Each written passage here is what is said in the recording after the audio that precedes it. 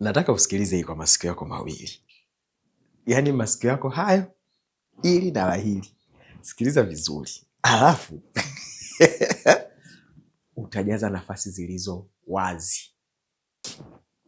Babe, Yes, baby. if I died in a foreign country, let's say Jerusalem, and it cost 200k to bury me there and 500k to ship me home, what would you choose?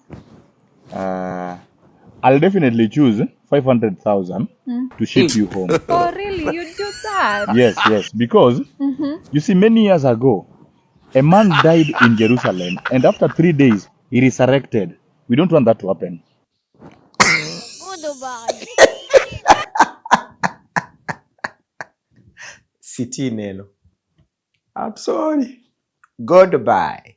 Goodbye.